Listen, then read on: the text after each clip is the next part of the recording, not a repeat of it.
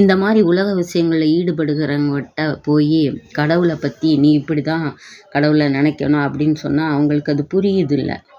அவங்க அதை ஏற்றுக்கவும் மாட்டேங்கிறாங்க. கடவுள் பாட்டுக்கு இருக்கட்டும், அவர் வேலையை செய்யட்டும், நம்ம உழைக்கணும், உழைச்சாதான் சாப்பாடு அப்படின்னு தத்துவங்கள் பேசிக்கிட்டு அதில் தான் அவங்க மனசை செலுத்துகிறாங்க. அவங்களுக்கு போய் எவ்வளவு ஓதினாலும் கடவுளை இப்படி தான் நினைக்கணும், இப்படி தான் அடையணும், நம்முடைய பிறவியை முடிச்சுக்கிற பார்க்கணும், நம்ம எங்கேருந்து வந்தோமோ அங்கே போய் மறுபடியும் சேரணும்னு சொன்னால் அவங்களுக்கு இது புரியுதே கிடையாது. இந்த உலகம் மாயைன்னு சொன்னால் நீங்கள் சொல்கிறது தான் மாயை அப்படின்னு ஒன்று இல்லவே இல்லை, கற்பனையில் நீங்களாக சொல்கிறீங்க அப்படின்னு நம்மளையே திருப்பிடுவாங்க. நம்ம இந்த உலகத்துக்கு வர்றோம், அதை ரசிக்கிறோம், அதில் உள்ள எல்லாத்தையும் அனுபவிக்கணும்னு நினைக்கிறோம். ஆனால் அதை ஏற்படுத்தினவனை பற்றி கொஞ்சம் கூட நம்ம சிந்திச்சு பார்க்குறதே இல்லை. எப்படி ஒரு தோட்டத்துக்கு போனால் அழகழகான பூக்களை பார்த்து அந்த தோட்டத்தை ரொம்ப அழகாக ரசிப்போம். ஆனால் அதை யார் உருவாக்குனது, அவனுடைய உழைப்பு என்ன அப்படின்றத நம்ம பார்க்குறதே கிடையாது. அதுபோல தான் நாம் எதுக்கு இந்த பூமிக்கு வந்தோம், நம்மளுக்கு எதுக்கு இந்த உலகம் கொடுக்கப்பட்டிருக்கு அப்படின்றத பற்றி நம்ம சிந்திக்கிறது கிடையாது. இப்போ நீங்கள் ஒரு பாதை வழியாக போய்கிட்டே இருக்கீங்க.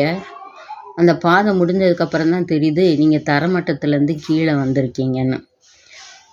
நடந்து போகும்போது அதை பற்றி யோசிக்கிறது இல்லை. அது மாதிரி உயர்வான பிறவியாகிய மனித பிறவியை எடுத்துட்டு எந்த பாதையில் போகிறோன்றது தெரியாமல் போயிட்டு கடைசியில் கீழே போய் நின்றுட்டு ஐயோ நம்ம தரமட்டத்துலேருந்து கீழே வந்துட்டோமே, மேலையில் போகணும் அப்படின்னு யோசிப்போம்.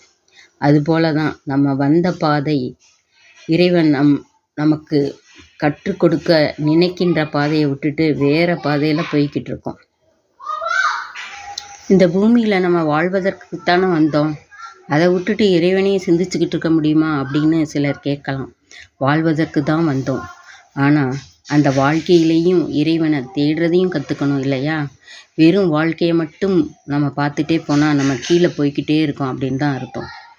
ரெண்டையும் தேட ஆரம்பித்தா நம்மளுக்கும் அந்த இறைவனுடைய காட்சி கிடைக்கும். இறைவனுடைய காட்சி கிடைச்சிட்டா அப்புறம் வாழ்க்கையும் சுலபமாயிரும். நாமளும் அவனை அறிந்து அவனை அடைவதற்கான முயற்சியும் ஈஸியாக நம்மளுக்கு புரிஞ்சிடும் இல்லையா? அதனால தாங்க சொல்கிறேன், இறைவனை நீங்கள் நினைக்கிறதுக்கு ஜோதி வடிவமாக நிறைங்க. அது எல்லாத்தையும் சுலபமாக்கி உங்கள் வாழ்க்கையையும் எளிதாக்கி தரும், கர்மாவையும் கழிச்சிரும். ஜோதி வடிவமாக எப்படி நினைக்கிறது?